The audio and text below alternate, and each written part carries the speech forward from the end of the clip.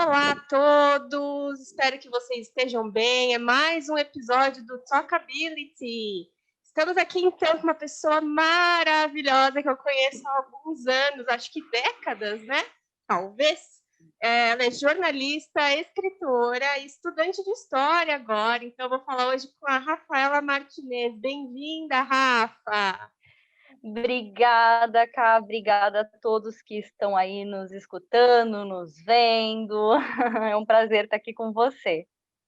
Eu tô tão feliz dessa conversa ter dado certo. Gente, estamos gravando um pouquinho antes do Natal. Essa conversa nossa tá saindo agora em janeiro de 2021, né? Uma correria toda. Eu falei, a Rafa não vai ter tempo, não vai dar. E deu tudo certo. Eu tô muito feliz, muito feliz. Rafa, muito obrigada. Gente, eu admiro muito o trabalho da Rafa.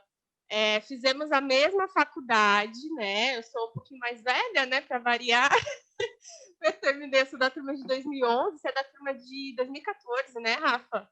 Da Unisanta. 2014, isso. E, gente, é um trabalho assim espetacular, coisa incrível. Ela vai contar um pouquinho.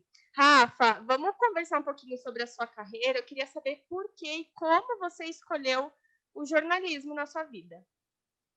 Bom, primeiro eu quero falar que eu admiro muito o trabalho da Rafa. Eu que admiro o seu trabalho. Não sei nem se você lembra, mas quando eu comecei a fazer assessoria, no primeiro trabalho de assessoria, eu precisava de um help, eu estava completamente perdida e eu fui falar com você, É né, que verdade! tinha dado uma palestra para nossa turma de jornalismo, né? E eu falei, nossa, vou mandar uma mensagem para ela. E assim, a gente nem se conhecia e você super se propôs a me ajudar e ficou ali, depois mandou mensagem, aí deu certo, tal. Então eu sou muito grata. Eu acho que várias pessoas passaram na minha vida assim para me ensinar muitas coisas, me ajudar em muitas questões. E eu sou muito grata a elas para sempre. E você com certeza é uma delas. Então, Ai, meu muito Deus, obrigada. não faz isso que eu choro. Eu adoro isso, tipo, muito legal. E a gente é amiga, né? Mesmo não tendo, assim, tipo, do Sim. círculo mesmo, assim, de amizade, a gente sempre tá conversando, sempre tá se ajudando, né? Sim, com E sobre essa certeza. questão do jornalismo, né? Eu acompanho um pouco suas redes sociais, eu sei um pouco da história, mas conta pro pessoal um pouquinho. Bom, então, como eu escolhi o jornalismo, né? Acho que é aquela frase clichê que foi o jornalismo que me escolheu. Na escola, eu sempre gostei muito de ler, sempre gostei muito de escrever. Eu acho que como todas as pessoas, assim, da minha geração, do comecinho ali, né, no ensino fundamental, eu pensei, pô, se eu gosto de ler, se eu gosto de escrever, eu vou ser professora. Então foi a primeira coisa que eu pensei em fazer da minha vida, assim, ainda muito imaturamente, né, e tudo mais.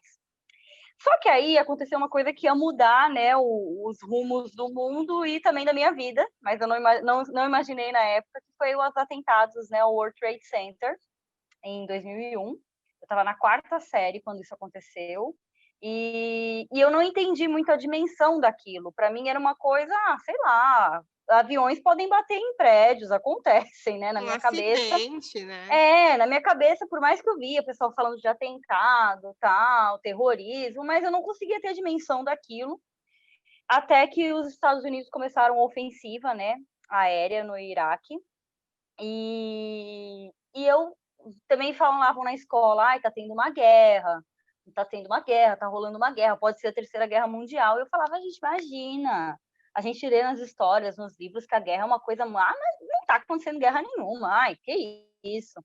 E aí teve um dia que eu estava passando assim na sala, estava tendo Jornal Nacional, e o Marcos Uchoa, ele estava cobrindo, né, essa ofensiva aérea, e ele estava ao vivo no Jornal Nacional, e quando ele estava ao vivo estourou alguma coisa muito perto dele. E Eu aí lembro dessa as matéria. pessoas, nossa, não, eu até me arrepio sempre que eu falo isso. Porque aí as pessoas correram, né? A câmera registrou as pessoas correndo né, da bomba, seja lá o que tenha acontecido ali. E ele falou: olha, aconteceu alguma coisa aqui, vamos até lá. E ele foi em direção ao que tinha acontecido. E eu fiquei chocada, assim, eu parei na sala, fiquei vendo aquilo e falei: meu Deus, está acontecendo uma guerra. Né? Eu só tive a dimensão do que estava acontecendo quando eu vi alguém lá, ao vivo, no meio de tudo que estava acontecendo, me explicando, mostrando que, olha, isso está acontecendo. E aí eu lembro que eu virei pra minha mãe e falei assim, eu quero fazer isso quando eu crescer, eu quero ser jornalista. Aí minha mãe deu risada, minha mãe, ai, tá bom, Rafaela, eu falei, não, eu falei, eu quero fazer isso, eu quero ser esse cara. E aí minha mãe falou, com que dinheiro, né? Que a gente não tinha, né, uma condição muito boa, tal. Sim. Só que assim, eu decidi para minha vida que era aquilo que eu queria. E isso foi reforçado depois na escola, quando uma professora de português deu um livro para a gente ler e ela pediu para a gente escrever uma resenha de 20 linhas. E eu entreguei uma folha de almaço, frente e verso, frente e verso, para ela. E aí, quando ela foi entregar, ela deixou a minha por último e ela falou assim: olha, eu fiquei muito na dúvida se eu te dava 10 ou se eu te dava 0, porque eu pedi 20 linhas, né? Só que, meu, você colocou muito detalhe, você foi atrás de. Você leu o livro e foi atrás de outras fontes, né? Ela falou: você já pensou em ser jornalista? Eu falei, professora, eu tô pensando em ser isso. Assim, isso vai acontecer. E aí, a minha vida toda foi pautada em eu vou ser jornalista. Então, ainda no ensino fundamental, né? No ensino fundamental 2. Eu falei, meu, para ser jornalista eu vou precisar falar um outro idioma. Aí eu fui fazer um curso de espanhol gratuito pelo governo do estado também. E fui sempre tentando, né, juntar bagagens para ser jornalista um dia. Só que aí chegou no terceiro colegial, fatídico terceiro colegial, época de vestibular, e eu tinha dinheiro? Eu não tinha dinheiro, né? Eu falei, meu Deus, como é que eu vou ser jornalista? Eu ganhava, acho que eu ganhava R$ 700, assim. Eu falava, meu, isso não dá para pagar uma faculdade, eu ajudava em casa também. Falei, não vou ser, né? E aí tinha acabado de surgir uma coisa incrível chamada ProUni. Falei, nossa, com certeza eu vou ser jornalista pelo ProUni. Não foi naquele momento, né? Foi uma das grandes decepções da minha vida, porque a Unisanta, né? Eu prestei primeiro para a Unisanta e ela tinha aberto 6 vagas para jornalismo ProUni e eu fiquei em 7º lugar. Foi a frustração da minha vida. Nossa, eu liguei o tempo todo, assim, porque se alguém desistisse, se alguém não comprovasse a documentação, se alguém acontecesse com alguma coisa, eu estava dentro. E eu ligava todo dia. A secretária, coitada, ela já me atendia, oi, Rafa, não, ninguém. Não foi naquele momento, né? Eu consegui a minha bolsa 2 anos depois, até porque eu fui fazer um curso de segurança no trabalho, aí depois eu até consegui a bolsa no próximo ano, assim, só que eu falei, meu, agora eu quero terminar o meu curso. Então, foi 2 anos depois, né, que eu me formei. Mas, enfim, eu comecei a fazer jornalismo e ele foi tudo que eu sonhei, assim. Eu não cobri a guerra, né? Queria muito cobrir uma guerra. Mentira, gente, ai que horror. Mas, ainda assim, hoje, se acontecer alguma coisa assim, ainda gostaria de cobrir alguma pessoa? Eu gostaria demais. Assim, internacional, talvez? Toda a minha experiência foi local, né? Foi mais agora, né? Depois a gente vai falar um pouco mais sobre isso, eu acho. Mas assim, eu tive mais experiências aqui na Baixada Santista mesmo, né? E já foram muito emocionantes. Eu fico falando, nossa, se eu tivesse uma vivência dessa, que nem a que me fez querer ser jornalista, meu Deus, eu estava realizada, mas eu consegui me realizar no que, né, no que eu fiz desde então, desde a formatura. E em relação enfim, aos locais que você já trabalhou, conta um pouquinho, né, sobre isso. Então, na época da faculdade, todo mundo já estava estagiando, o pessoal já estava super engajado. Só que eu sempre tive essa obrigação, né, essa necessidade de ajudar em casa, eu não podia correr muitos riscos, né? E como eu tinha feito o curso técnico de segurança no trabalho antes da faculdade, eu ganhava um salário legal, conseguia ajudar minha mãe, conseguia guardar meu dinheiro e tudo mais. Então, era muito difícil esse desprendimento de vou fazer um estágio. Só que ao mesmo tempo eu tinha muito você já medo. trabalhava, então, Já, nossa, eu trabalho desde os 15, né? Eu fui menor aprendiz e tudo mais. Então, eu já trabalhava e era muito difícil para mim arriscar tudo por um salário de estágio que era muito pequeno, né? Só que aí, no terceiro ano, um amigo meu criou uma revista online de artes visuais. E eu falei, nossa, deixa eu colaborar de alguma forma, né, e tal. E ele falou, tá bom, vem, né, não tenho dinheiro para te pagar, mas vem comigo. E eu comecei ali, né, na Sanatório Geral de Artes Visuais, que era uma revista online, do Betinho? mensal. Do Betinho, sim! Na primeira edição, acho que eu contribuí com foto e eu nem conheço ele. Tipo, eu adorei o trabalho. Foi uma coisa muito nova na época em Santos. Imagina, eu trago o Betinho até hoje. Ontem falei com ele, assim, a gente caminha junto desde então, assim. E foi também a grande oportunidade que eu tive. E aí eu vou te falar que não é nem de fazer o estágio, mas de entrar no mundo, que é o mundo do teatro, que foi o que eu fiz desde então na minha vida, né? Então, pela Sanatório Geral, eu conheci o movimento de teatral da Baixada Santista, conheci as organizações, até a questão da luta mesmo, a luta pela defesa dos direitos humanos, das questões sociais, questões de moradias. Então, foi um caminho que eu entrei sem querer e pelo qual eu me apaixonei ainda na faculdade, no terceiro ano, né? E aí, no quarto ano da faculdade, eu estava na sanatório geral e tal, mas, assim, ainda era uma coisa muito... Eu não tinha um mentor, assim, vamos dizer, né? Eu era jornalista, mas, assim, eu não tinha quem me ensinar a ser jornalista ali, né? Eu ainda precisava de alguém para me falar, oi, venha, senta aqui e ensina comigo. Eu aprende comigo, perdão. E aí apareceu um dia, eu estava trabalhando, menina, estava trabalhando na empresa de segurança no trabalho, e eu falei assim, nossa, eu preciso fazer um estágio.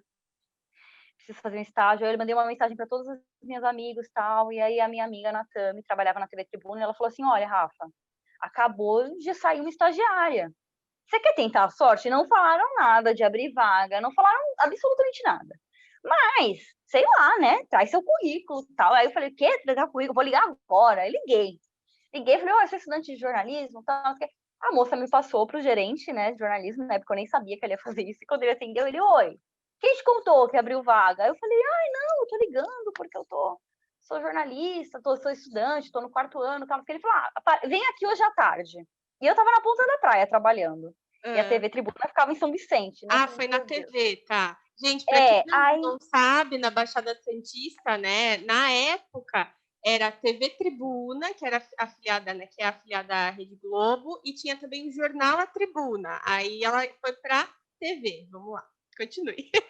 Sim, e aí eu fui na TV Tribuna, né, que é afiliada da Globo. Eu sei que eu estava na ponta da praia, cheguei pro meu chefe e falei, olha, fui chamada para um estágio na TV Tribuna, uma entrevista ainda, não sei se vai dar certo, mas eu tô indo. Aí ele falou, vai. Tchau. E aí eu fui. Porque assim, ele já sabia das minhas inquietações de estar fazendo uma coisa que era completamente contra, né, o que eu estava estudando no momento, o que eu queria fazer da minha vida e tudo mais. Tanto que por ele falou, pô, se você é técnica em segurança, você tem que fazer engenharia, não tem que fazer jornalismo. Eu falei, não, mas eu sou técnica de segurança por acaso, eu quero mesmo ser jornalista, tal. E aí eu fui, saí da ponta da praia, cheguei morrendo, menina, teve muita imagem, né? Eu cheguei com a unha descascada, cabelo molhado, eu cheguei toda zoada. Eu falei, meu Deus, falei, eu posso até ser boa, mas assim, eu não vou passar no quesito imagem, né? Mas tudo bem. E assim, foi uma conversa muito legal, porque o Jorge, que era o gerente na época, ele é do movimento cultural. Então, assim, a gente conversou muito sobre teatro, sobre as nossas afinidades, assim. E eu saí de lá e falei, bom, pelo menos eu consegui um emprego, pelo menos foi legal, foi um papo bacana, tal. E aí, beleza, passou 1, 2, 3 dias, falei, não consegui um emprego, né? Tá bom, vida que segue. E aí, um dia ele me ligou, ia ser o feriado de 1º de maio. Aí, no dia antes, ele me ligou e falou assim, eu esqueci de te ligar. Você começa amanhã. No feriado, você começa amanhã. Eu falei, meu Deus, como que eu começo amanhã, gente? Aí eu cheguei pro meu chefe e falei, eu passei. Aí ele falou, legal, quando você começa? Eu falei, amanhã. Ele, tá louca? Eu era responsável por um setor, né? E ele falou, não, você não vai sair. Como é que você vai sair? Tal. Então, assim, foi um mês caótico que eu fiquei me dividindo, né? Eu cumpri aviso prévio, como a TV era 6 horas, eu tive que fazer os dois, e realmente não tinha como eu sair sem fazer, assim. Então, eu fiquei o aviso prévio, de manhã eu ia para a ponta da praia, saía correndo, entrava na TV à tarde. Uau! Mas foi uma experiência extraordinária, assim. Eu lembro, eu fiz 5 meses e meio de estágio, né? 5 meses e meio? Não, 7 meses e meio de estágio. E eu brinco que nesses 7 meses eu vivi todas as experiências que eu podia, porque foi um ano que eu entrei na TV quando aconteceu o caso da Fabiane, que foi uma moça que foi espancada aqui no Guarujá por conta de uma fake news, né? O início das fake news, talvez, nas redes sociais, né? Então, eu entrei na TV nesse dia, assim, teve eleição naquele ano, né? Teve a queda do avião do Eduardo Campos aqui em Santos naquele ano. Eu sabia teve Olimpíadas. Isso. Não, e teve Olimpíadas, não. Teve de futebol, gente, a Copa. Teve a Copa do Mundo e 3 seleções, na verdade, ficaram entre Santos e Guarujá. Então, assim, foram muitas vivências, assim, cada dia era um flash. Falei, nossa, eu aprendi tudo que eu tinha que ter aprendido, né? E saindo de lá, fiquei um ano parada, um ano desempregada, né? E fazendo outras coisas, tocando um jornalzinho comunitário com as crianças, né? Que a minha mãe era secretária de uma escola. Fui fazer outras coisas, assim, mas foi um momento bem triste, até para os estudantes de jornalismo, pessoas que estão nessa fase. Foi um ano muito difícil, que eu chorei muito, que eu falava assim, pô, não é justo. Eu sou tão apaixonada por isso, sabe? Eu passei por 7 meses de estágio na TV, tive tantas vivências. Poxa, eu preciso de uma oportunidade, e ela não vinha.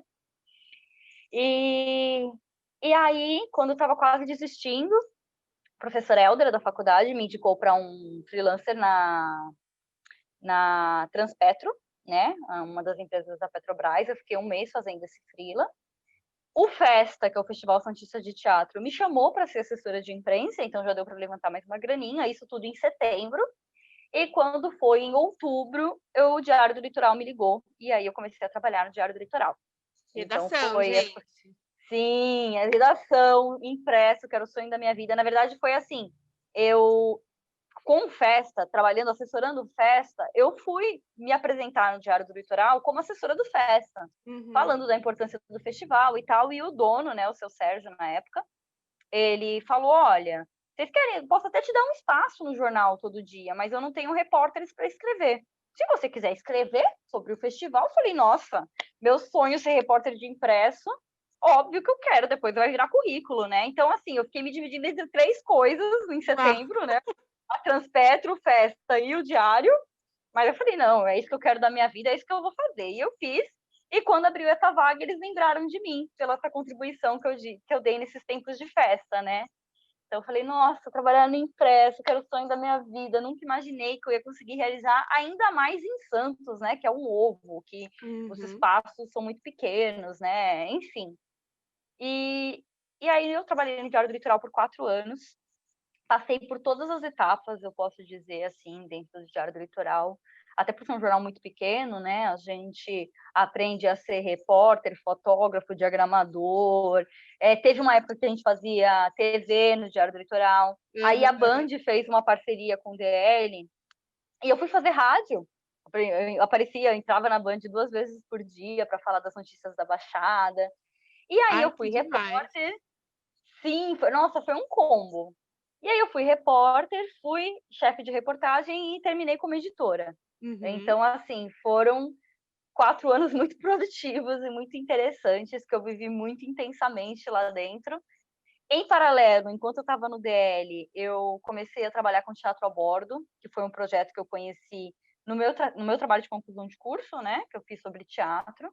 É uma equipe de Santos que tem um caminhão-palco movido a energia solar, que circula pelas estradas do Brasil, levando apresentações, né? Para na praça, o caminhão vira um palco e acontece ali a apresentação. É uma coisa linda, que geralmente vai para lugares que não tem teatro, sabe? Vai para lugares bem distantes, até por ser autossuficiente em geração de energia, né?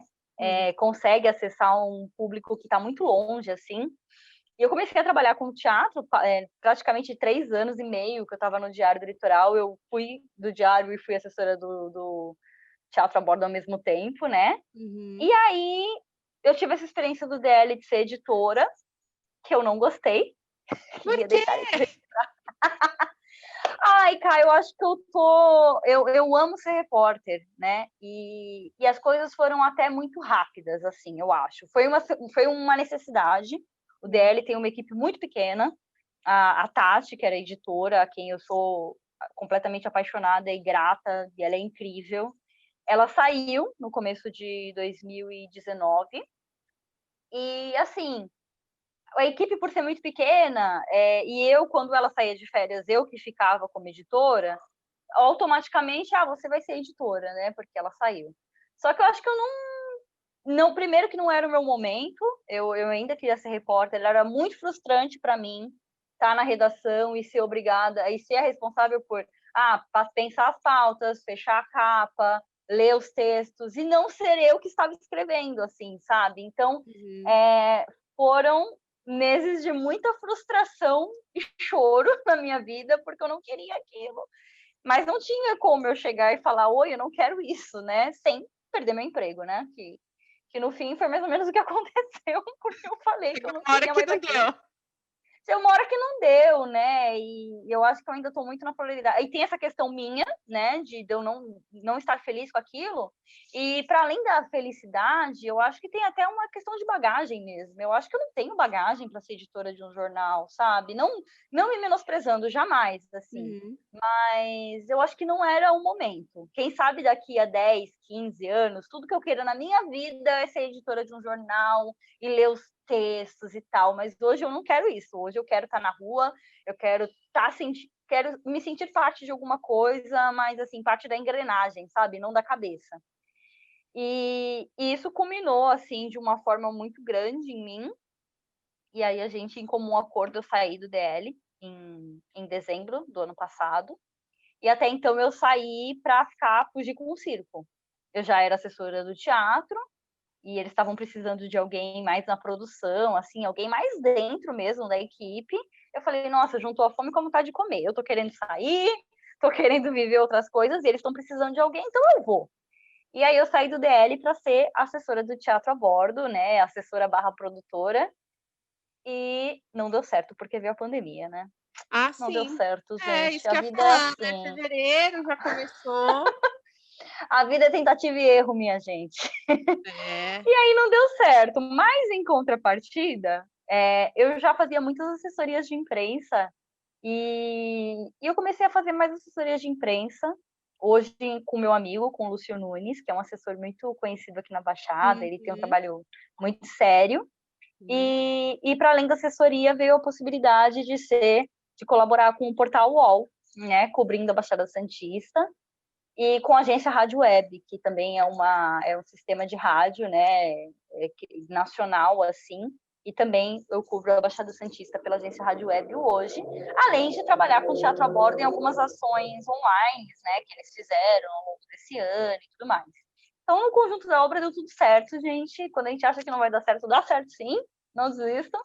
E mais ou menos é isso. Eu já fiz rádio, já fiz TV, já fiz impresso, agora só falta trabalhar em revista, que é a minha meta. Olha só, e ser correspondente de guerra.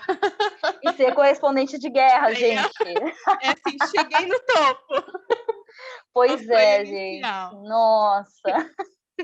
Rafa, e me conta um pouquinho, né, que agora você está fazendo tanto a questão de redação quanto a questão de assessoria de imprensa. Eu também tive essa experiência trabalhando em redação, em assessoria, em rádio, enfim, essas coisas assim. Mas conta um pouquinho, né, porque querendo ou não tem diferença, o que que você percebe do tipo de trabalho, né, que são coisas diferentes, né?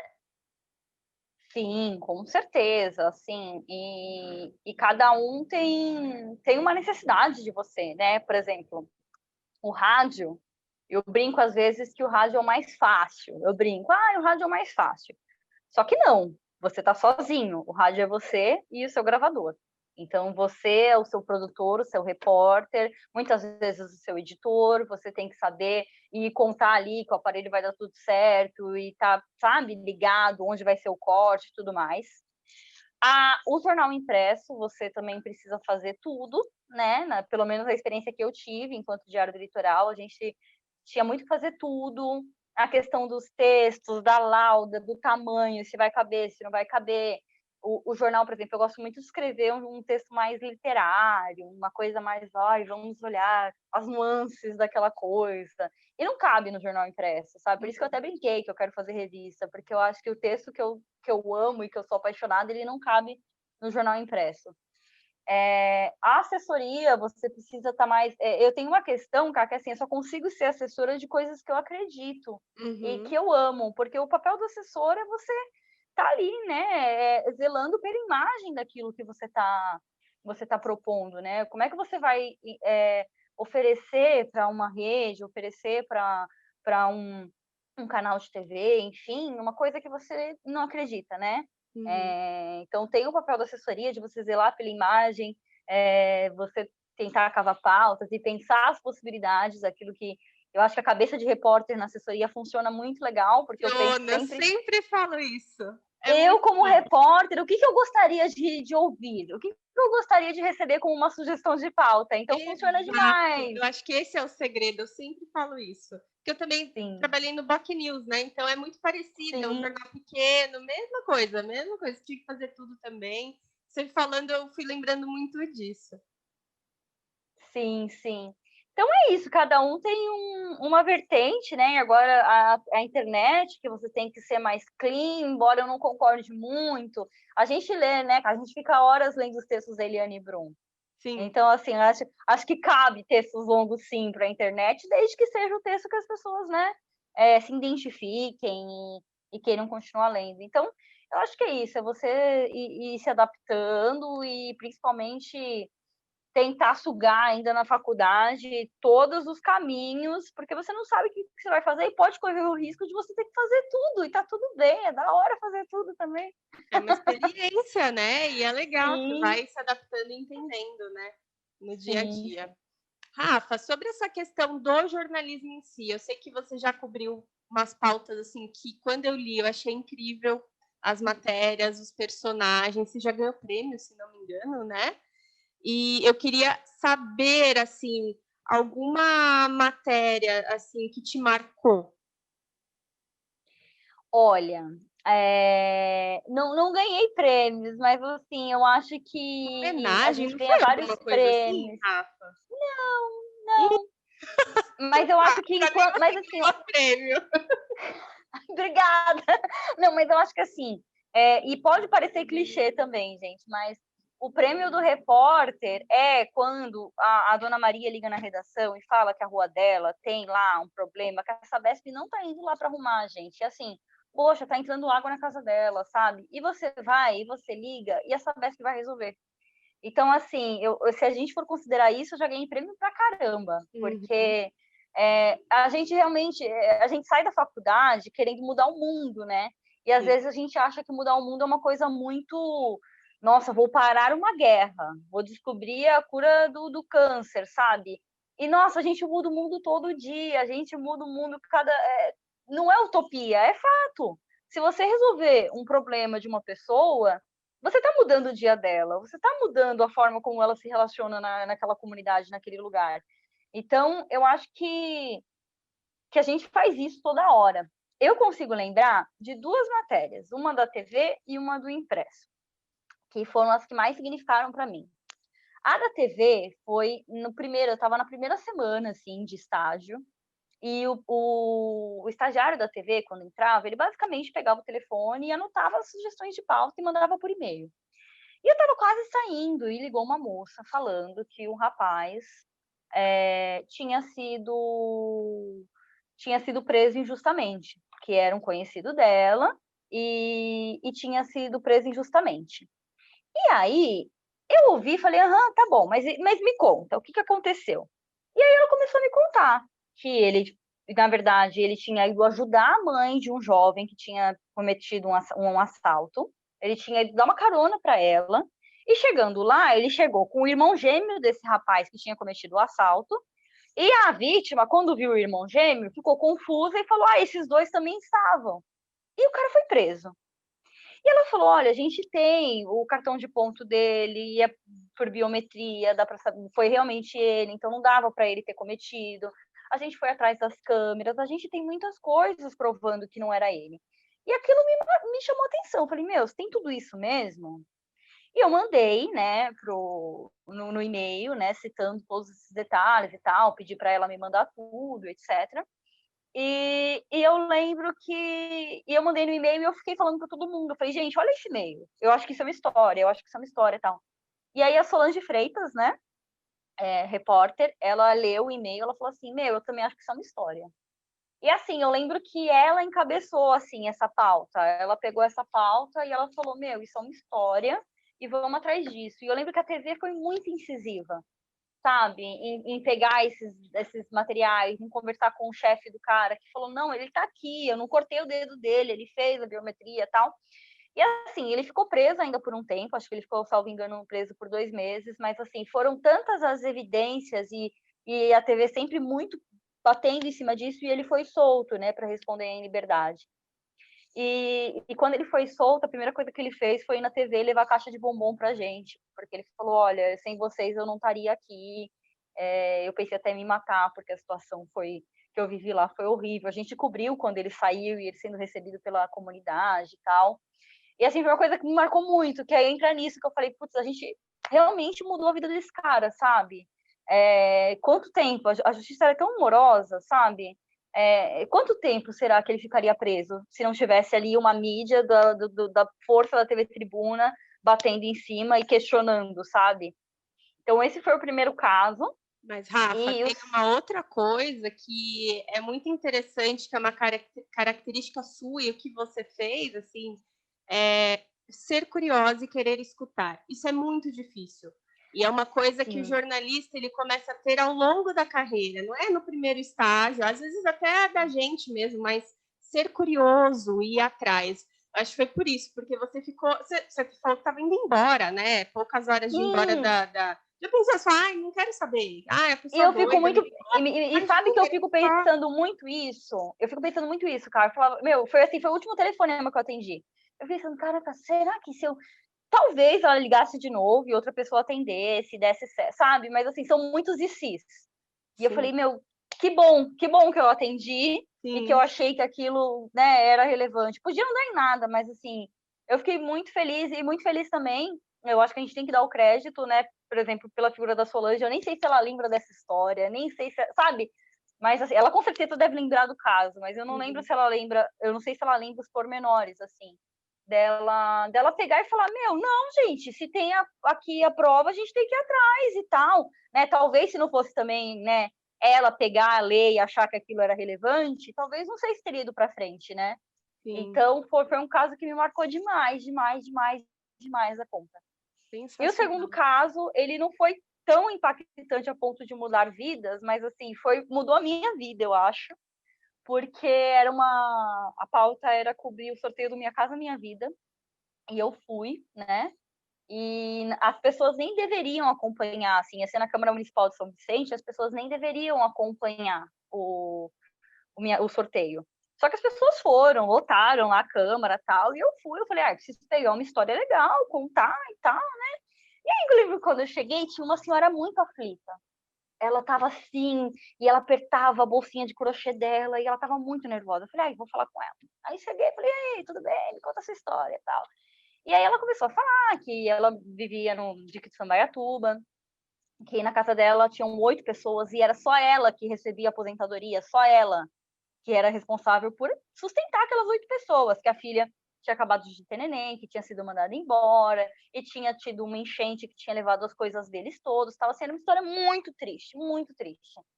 Eu conversei com ela falou que estava torcendo para ganhar a casinha, eu dei toda a sorte, falei, olha, boa sorte, né, enfim, tal, e fui acompanhar o sorteio. E aí começou o sorteio, tal, não sei o quê, não sei o quê. Uma das pessoas que estavam lá na Câmara ganharam a casa, né? Então todos os repórteres foram para cima da moça. Eu fui também, tava a Sheila da tribuna. E aí eu fui falar com a moça também, tal. E enquanto eu tava falando com a moça, o nome dela era Iranir. E aí falaram, Ivaneide, assim. E aí eu lembro que eu peguei, apertei o braço da Sheila e falei, nossa, eu achei que tinham sorteado a mulher que eu falei. Aí a Sheila, não. Aí, cara, parece. Gente, sério, eu juro que isso é verdade. Sortearam o nome da mulher. Da e senhorinha? Quando sortearam, eu olhei sim, eu voltei, eu peguei meu caderno, a gente estava falando com uma moça ainda. Eu peguei meu caderno e fui virando, correndo para ver. Eu falei, não é possível, deve ser um nome. Enfim. E aí ela gritou, e aí quando ela gritou, eu falei, não, é ela mesmo, né? Tipo. E aí, quando ela gritou, eu levantei, deixei lá a entrevistada, eu levantei, olhei para ela e ela veio correndo para mim, para me abraçar, porque era a única pessoa que ela conhecia que estava ali. Conhecia, né? Tipo, eu tinha falado com ela alguns. E aí ela saiu correndo, me abraçou e a gente tem essa foto. A gente tem essa foto, porque o fotógrafo da prefeitura fez, tipo, eu do lado dela chorando e ela, tipo, chorando também. E aí foi muito impactante, assim, que eu falei, meu Deus, eu escolhi a pessoa que ganhou, meu Deus. E aí aquilo já foi uma mega história da minha vida, assim, é o que eu falo do jornalismo literário, é que eu escrevi esse texto com o coração, né? Ela estava ali com a sua bolsinha de crochê e tal, e no outro dia o texto foi todo decepado, né? Mudaram meu texto todo. Eu falei, gente, tava já tão legal. aconteceu isso comigo também. A historinha Falei, poxa, gente, cadê a emoção? Mas tudo bem. Mas foi uma história que eu guardei no meu coração. Ela aconteceu em 2016. Pois bem, 2 anos depois, eu recebi uma sugestão de pauta de que iam entregar as casas desse sorteio. Eu falei, será? Só que iam entregar quando eu estava de férias, eu estava com viagem marcada, tal, não fui na entrega. Só que quando eu voltei de férias, eu falei assim, nossa, eu preciso ver esta mulher. E aí eu mandei, não vou dar nomes porque isso foi meio ilegal, mas eu mandei uma mensagem para uma pessoa da assessoria de imprensa, falei assim, olha, tem essa história, olha essa matéria aqui e tal. Eu queria muito ir no apartamento dessa pessoa. E aí a pessoa falou, olha, não deu o meu nome, mas conseguiu o número do apartamento. Se te perguntarem, não fui eu. Eu falei, claro, não fui nem te conheço. E aí eu fui. E aí eu fui no dia 12 de junho de 2018, Dia dos Namorados. E eu fui com o fotógrafo. E eu tava muito aflita naquele dia, porque eu falei assim, já pensou se eu bato na porta e ela era uma sacana que vendeu o apartamento? Sabe? Enfim, eu fui muito aflita do que eu ia encontrar lá, né? E aí eu fui, toquei a campainha, nervosíssima, e aí quando ela abriu, ela começou a chorar.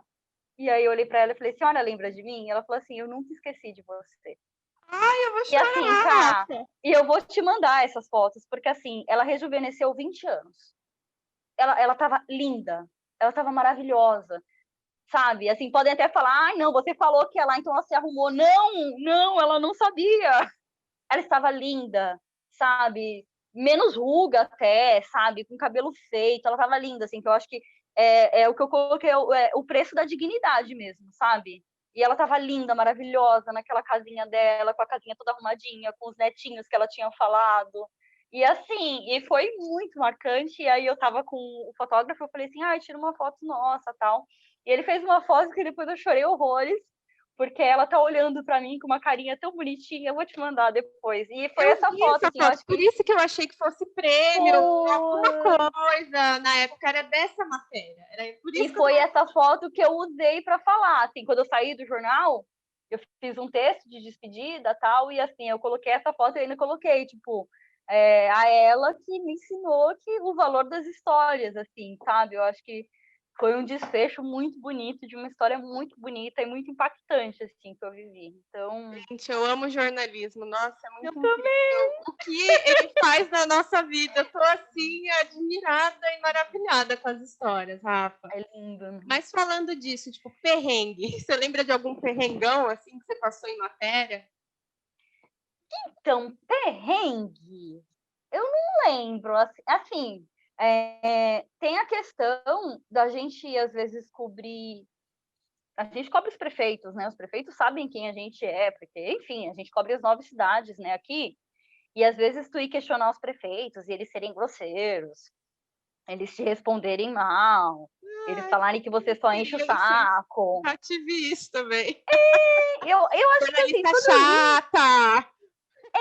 Porque assim, eu lembro que eu fui falar com um que ele tinha prometido 12 policlínicas, também não vou citar nomes porque eu não sendo polêmica, mas ele tinha prometido 12 policlínicas e ele estava fazendo uma puta festa para inaugurar 2. Aí eu falei, Eu mas sei quem moço, é. Não vou eu falar. falei, aí eu falei assim, ai, prefeito, que bacana, tal, mas e as outras 10? E ele ficou puto, ele, porque a mídia só sabe não encher o saco. Ele falou assim, não sabem reconhecer as coisas, só sabem reclamar. Então eu falei, não, é porque você prometeu 12, ué.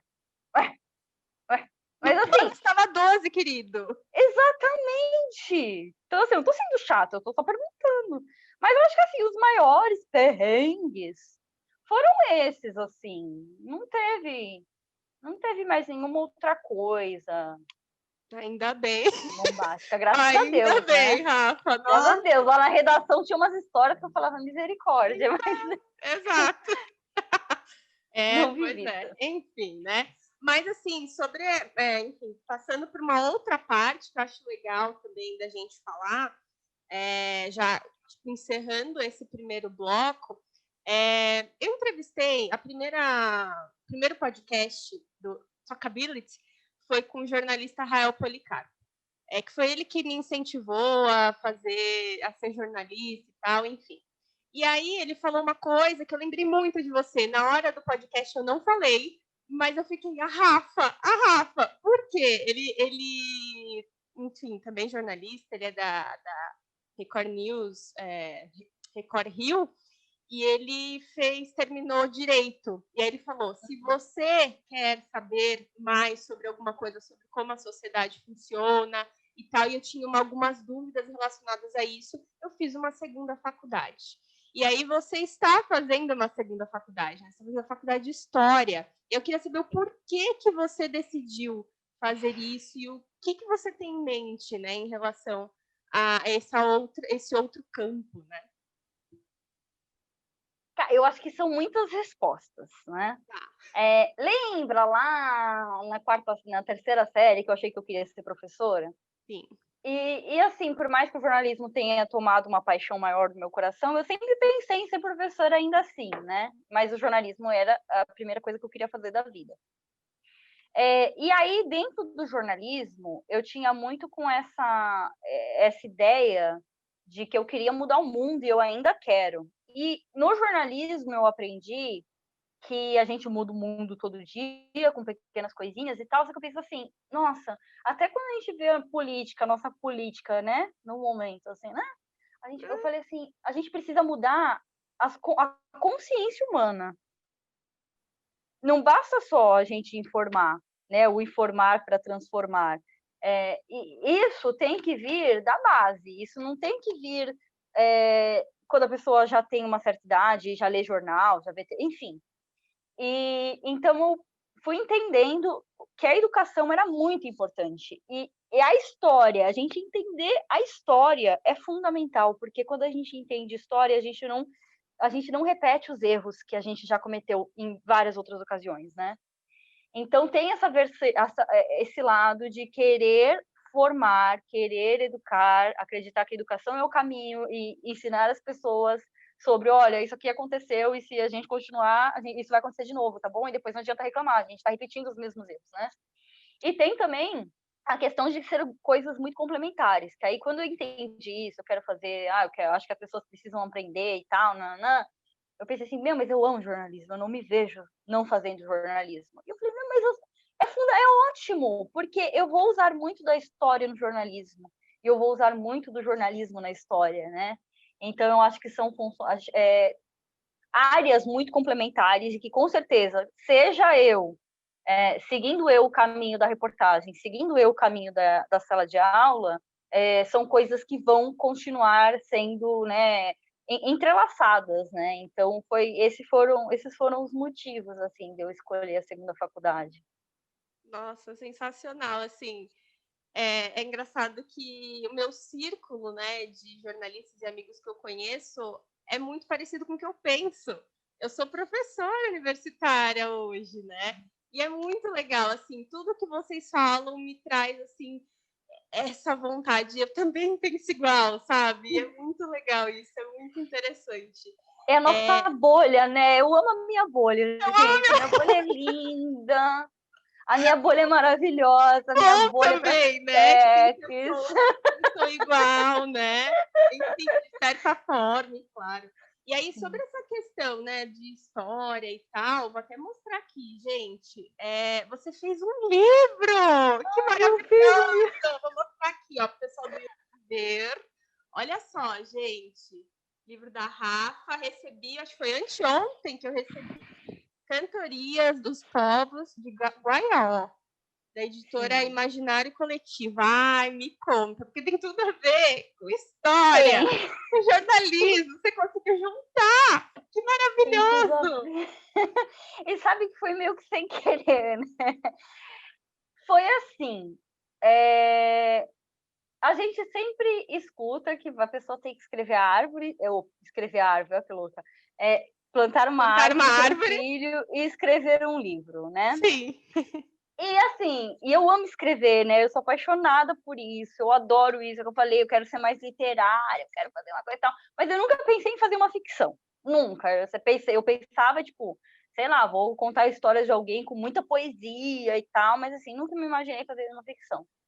E aí teve um dia que eu tava no café com 2 amigos, e aí eles falaram, conversando vai, conversa vem e tal, não sei o quê. Eles, mas por que você não escreve um livro? Eu falei, gente, mas eu não sei e tal.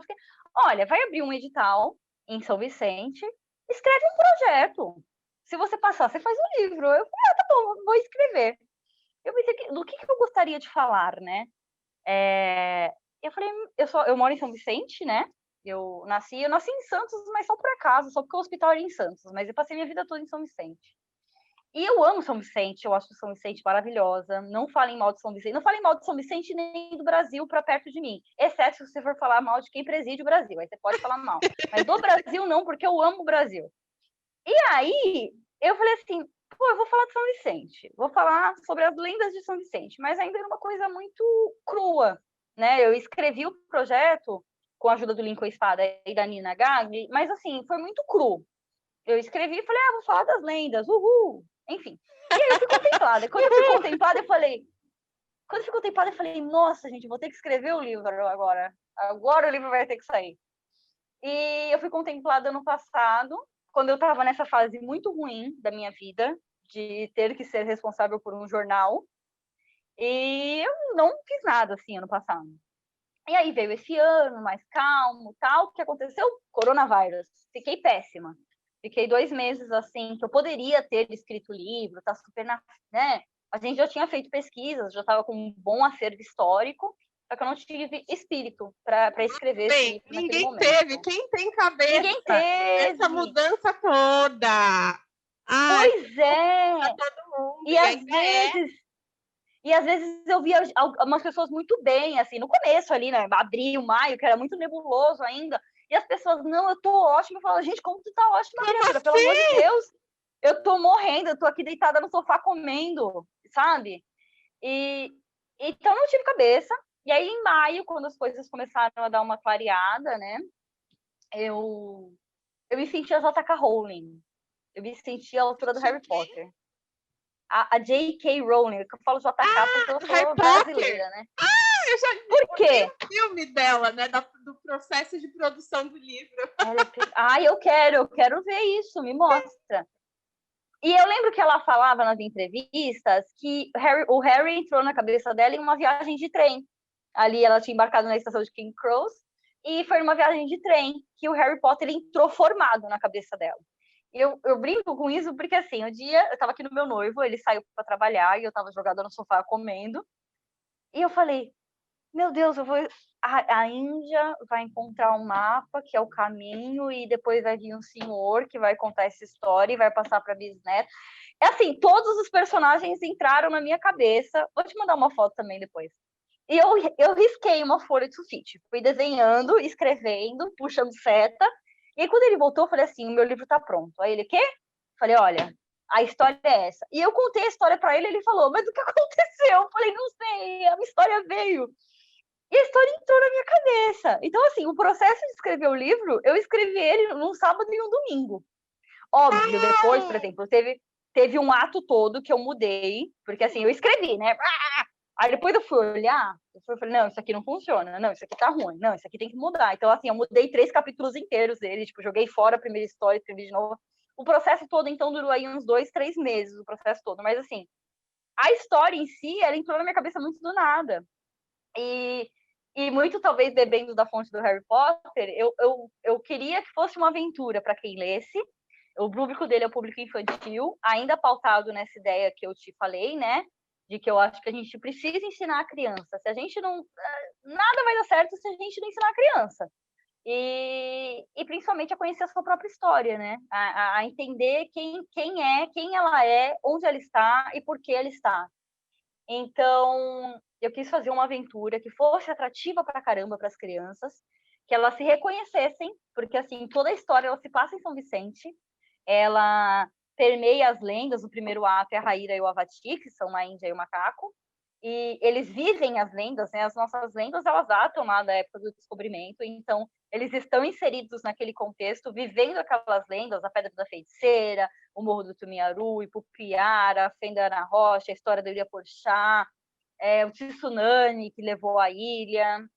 Então, assim, eles estão inseridos no meio dessas lendas, e eles seguem por essas lendas porque eles receberam um mapa que indica qual era o caminho do Piabiru, né? O caminho do Piabiru é uma história real, real até onde a gente sabe, né? Mas que era uma mapa, era uma estrada, o único caminho terrestre que ligava São Vicente até o Peru, né? Então, e mais para os índios, o caminho do Piabiru era o caminho que leva aos céus. Então, a história toda é a Índia tentando achar o caminho do Piabiru.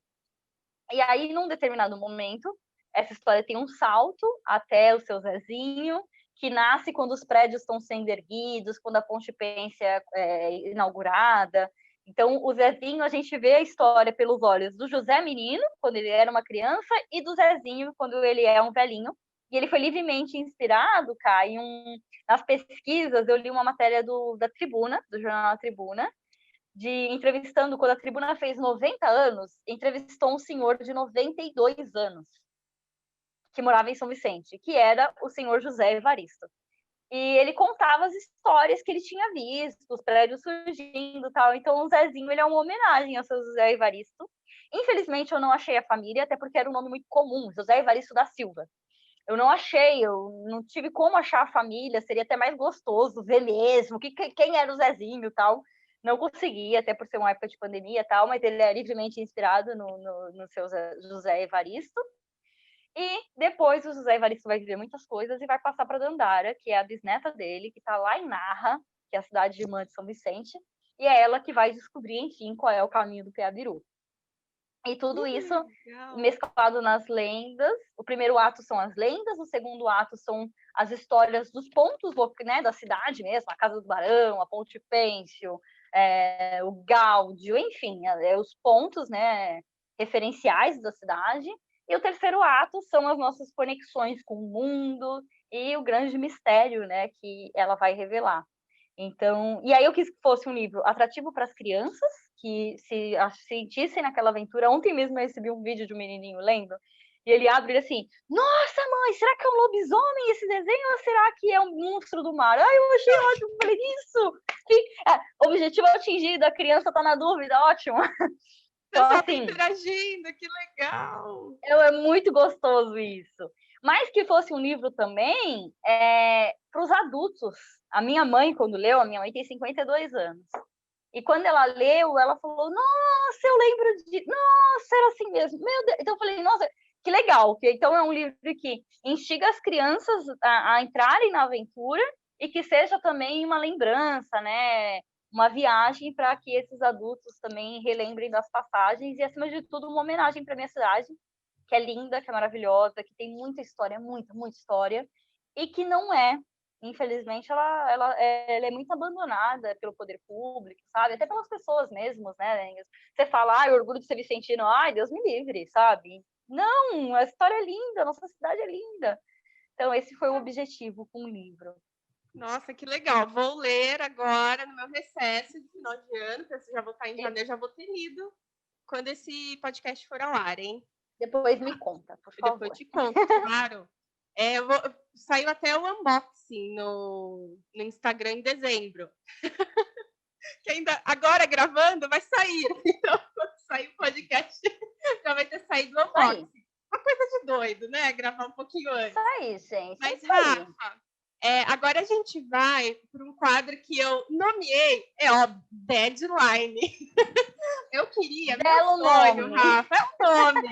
O meu sonho era, tipo, quando eu decidi fazer jornalismo, era ser a Marília Gabriela. Eu vou fazer as perguntas, olha lá, Marília Gabriela. Perfeita. Vou te chamar de Marília agora. Um hobby. Ler. Eu sou apaixonada por ler. Alguém que você ainda queira entrevistar? Ai, meu Deus. Olha, eu não sei se entrevistar, mas eu sou apaixonada pelo Caco Barcelos e eu quero que ele me contrate. Eu já fui em vários eventos e dei meu currículo para ele, porque eu sou louca. Meu sonho é um dia ele achar meu cartão e falar, essa menina aqui, vou dar uma ligadinha para ela. Então, Caco Barcelos. Ó, Caco Barcelos, aí, ó. Caco. Me nota, Caco. Ó, Rafa Martinez. O que você ainda quer realizar na vida ou na carreira? Você já falou várias coisas, mas enfim. Então, eu tenho 3 objetivos, né? Eu queria muito trabalhar no Profissão Repórter, porque eu amo Caco Barcelos. Eu queria muito trabalhar na revista Piauí, porque eu amo a revista Piauí. E eu queria muito cobrir uma guerra. Então, são 3 coisas. Não consegui pensar uma, desculpa. Rafa. Além do seu livro, óbvio. Vamos lá, de novo. Cantorias dos Povos de Guaiaó. um livro ou alguns livros que você indica, né? Pode ser para jornalistas, enfim. Então, eu sou apaixonada pelo livro Abusado, do Caco Barcelos, porque eu gosto do Caco Barcelos, acho que isso já ficou um pouco nítido, né, que eu gosto dele. Mas eu li um livro, terminei de ler anteontem, mais conhecido como Meu Aniversário, 16 de dezembro. Sim, parabéns! Obrigada! Falei já na chat, né? Já sim. O livro se chama Afirma Pereira. Ele é um livro... Sim, ele é um livro lançado em 1994, passa ali no regime de Salazar, só que ele é um livro que eu acho que ele encontra muito eco com o que a gente passa hoje, não só no Brasil, mas em vários outros países, porque a mensagem do livro quando você permite, sem se posicionar, que uma coisa aconteça, você é cúmplice. Então, ele é um livro muito fininho, ele tem 160 páginas, eu acho. Só que ele é um livro... E é um livro divertido até. Ele é um livro leve e tal, e no final você fala, uau! E você fecha e fala, caraca, sabe? Então, assim, o Pereira, ele é um jornalista. Eu lembrei talvez por causa disso, porque o Pereira, ele é um jornalista que escreve uma página de cultura. Só que ele é muito nem aí pra vida, ele não tá nem aí pro que acontece, porque deixa de acontecer, sabe? Ele tá ali preocupado com a página de cultura dele. E aí ele precisa decidir se ele vai ser cúmplice ou se ele vai se posicionar. Então é um livro muito forte. Vou anotar, vou colocar muito isso bom. como indicação de leitura sua. Posso indicar mais um, gente? Pode, claro. Eu lembrei de outro, porque assim, o outro livro, eu lembrei porque eu postei no Insta, ainda falei assim, o melhor livro dos últimos 5 anos, só perde para Trem Noturno para Lisboa. Porque aí eu indico, gente, Trem Noturno para Lisboa. Até hoje eu nunca encontrei ninguém que leu este livro. Então, por favor, Trem Noturno para Lisboa. Existe um filme que eu achei um porre. Eu fui assistir o filme e eu falei, gente, como vocês fizeram isso com esse livro? Mas, assim, é um livro. E eu nunca encontrei ninguém que leu esse livro. Eu queria muito conversar com as pessoas que leram esse livro, porque ele é um livro maravilhoso, que eu demorei 1 ano para ler, porque cada página desse livro fazia eu fechar o livro e ficar, tipo, 1 semana pensando sobre aquilo. Então, é um livro maravilhoso, gente. Leiam esse livro e me mandem mensagem, porque eu quero conversar com vocês. Eu vou procurar, Rafa. Por favor, lê pra gente conversar depois. Eu preciso falar só com alguém. Eu preciso conversar com alguém. Eu preciso, gente. Eu preciso. Aí, gente, quem leu aí, segue o Insta da Rafa para conversar. Rafa, eu vou deixar agora o microfone aberto para você, mas eu gostaria de te pedir, se você puder dar um recado para estudantes de jornalismo, para jornalistas, enfim, sobre o que você quiser. Microfone aberto. Bom, vocês estão ingressando agora no jornalismo, eu espero que vocês queiram, ainda estejam com essa chama acesa de que vocês vão mudar o mundo, né? E aí, no decorrer, vocês vão esbarrar em muitas coisas. E, assim, problemas internos de redação, jornais que não querem falar a verdade, problemas com a sua consciência, problemas com o que você está fazendo, enfim. Vocês vão encontrar muitas barreiras, mas não desistam, não aceitem, não percam a essência, porque eu acho que é isso que faz a gente continuar acreditando apesar de tudo. Eu acho que eu já tive muitos momentos de falar, meu, para que eu estou fazendo isso? Você com certeza teve, né, Marília? Porque agora você é a Marília. E assim, não desistam, porque você muda o mundo quando você muda o mundo de alguém. E isso tem muita força. Então, acreditem, nunca antes precisou tanto de jornalistas sérios e que falem a verdade, que sejam, sabe, realmente fiéis ao nosso juramento lá que a gente faz na colação de grau. E é um momento muito conturbado para o Brasil. Acho que às vezes a gente nem tem ideia do quanto. Eu acho que às vezes é muito Afirma Pereira, sabe? A gente está ali, a gente não está se dando conta do que está acontecendo. Então a gente precisa estar atento e forte e não desistir, sabe? Porque é isso, é o que vai fazer a diferença lá na frente. Quantas vezes o jornalismo se mostrou a peça fundamental, realmente o quarto poder, né? realmente, no sentido bom do quarto poder. Mas uma peça essencial para que as coisas acontecessem, para que verdades viessem à tona. E eu estou falando isso sem nunca ter feito uma grande matéria bombástica que trouxesse uma verdade à tona, mas querendo muito que as pessoas continuem fazendo isso e tentando fazer o meu trabalho da melhor forma possível para que eu possa colaborar, nem que seja 0,00001% para que isso aconteça, sabe? Então, não desistam, e é isso. Gente, Rafa falou em alguns minutos a essência do jornalismo. É para quem gosta, gente. Não tem gente, é para quem gosta, quem quer mudança social, não tem jeito. Rafa, só mais uma coisa para a gente finalizar. Alguém que você poderia indicar, enfim, que você queira ver aqui no quadro sendo entrevistado por mim, assim que eu consiga, né? Pode ser jornalista, profissional de comunicação, eu vou atrás, eu vou tentar os contatos. Eu acho que você tem que falar com Carlos Raton. Ai, o Carlos, sim! Conhecido como Charles Rayton. Na alta sociedade, ele é conhecido assim. Porque ligaram uma vez na redação e falaram assim, eu queria falar com o Rayton. Aí a gente, Rayton? É o Rayton? Aí Carlos Rayton. Aí a gente deu muita risada. E aí, desde então, a gente falou, não tem que ser Carlos, tem que ser Charles. Charles então, Rayton. Charles Rayton. Ele tem muita história para contar. Eu dividi por 5 anos, né, uma bancada. Tipo, ele era meu companheiro de bancada. Então, pensa, se eu não fiquei louca, é porque eu não vou mais ficar louca. Porque o Carlinhos deixava a gente louca. Mas ele é um cara, assim, ele é um apaixonado. Acima de tudo, eu acho que isso é o mais bonito que a gente possa falar. Ele pode falar das matérias dele, das coisas que ele fez, que ele quase ganhou o prêmio ESSO, ele vai falar tudo isso. Só que o que eu acho que o mais brilhante, o mais incrível do Raton é que ele é um cara de quase 60 anos, que ele é apaixonado pelo que ele faz. E isso faz muita diferença. É muito importante a gente ter alguém como o Raton nas redações, sabe? Então, com certeza, a minha indicação é ele. Ai, gente, vou falar com o Raton. Eu lembro que eu estava na faculdade, ele foi dar uma palestra lá, eu fiquei, ai, eu quero isso, eu quero fazer as mesmas coisas, as mesmas denúncias e tal. É muito legal. Vou atrás do Raton para fazer os próximos episódios. Sim, ai, Rafa, sim. Muito obrigada mesmo. Eu que agradeço. Nossa, desculpa se eu falei muito.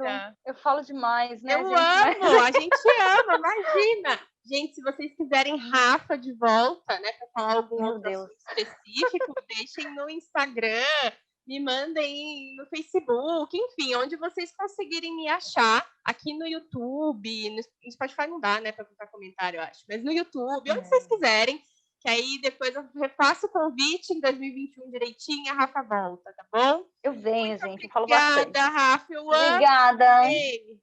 Eu também adorei falar com você. Obrigada por toda a ajuda desde sempre. Obrigada pelo convite. É isso aí, Marília. Tamo junto.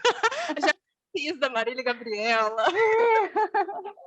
Ai, beijo, gente. Até a próxima. Tchau, tchau. Tchau, tchau.